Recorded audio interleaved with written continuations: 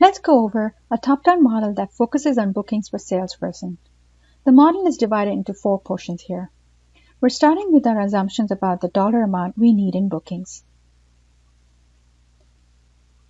Then we figure out how much time and effort it will require to generate those bookings.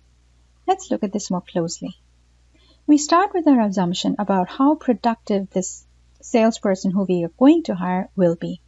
We measure this in terms of the number of opportunities being generated. And then we look at how much revenue on average would this person generate per unit and per opportunity. We use these assumptions to arrive at the average size of opportunity we can expect this salesperson to generate.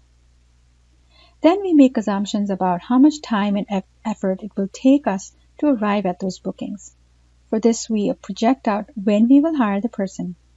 Then, based on our sales historical data, we come up with the assumption that a new sales member would take X number of months to get up to speed, to start generating those leads and bookings. And then finally, we use the ramp time and the average size of opportunity assumptions to project out when we will see the bookings that we expect this person to generate.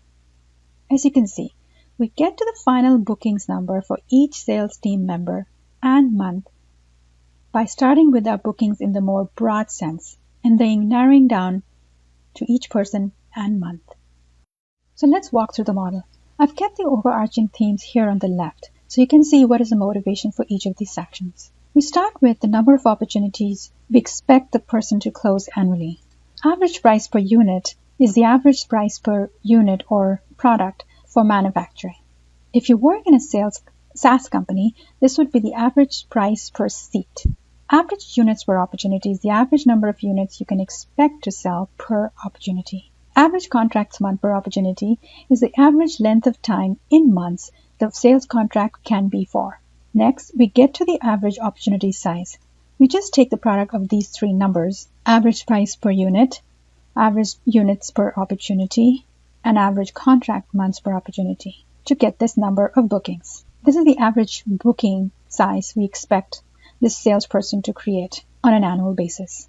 Next, we see how we're going to get to this booking size. We start with the assumption that the seller ramp, or the length of time we can expect the new seller to reach full productivity after being hired, is 3 months. So we have the projected hire date here, and we use dummy coding.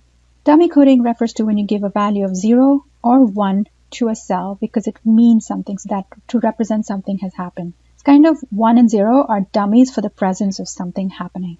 So in the sales hiring schedule, we're trying to create dummy coding for the projected hire date, and after that indicating a 1 for the person having been hired. For this, we use 2 Excel functions. One is end of month and the other is today. Let's start with today.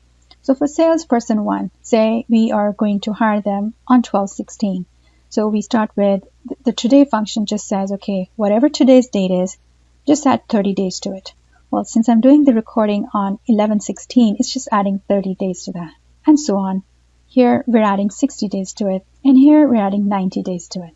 End of month allows you to take that today date and add months to that date and give that final date. So today's date is 11/16, and it's adding 0 months to it, but it's giving me the end of the month, which is 11/30th. It does the same thing, giving it a 1-month lapse, 2-month lapse, and a 3-month lapse. So now we can see that the hiring schedule shows that once a person is hired, a month from then, they'll be employed and available to start generating leads. And that's what this table is showing. For the seller productivity schedule, we borrow the end of month function again and get 3 months for every month from today. So because we are trying to generate the schedule when the seller is going to be productive, we want to give the seller 3 months of ramp time.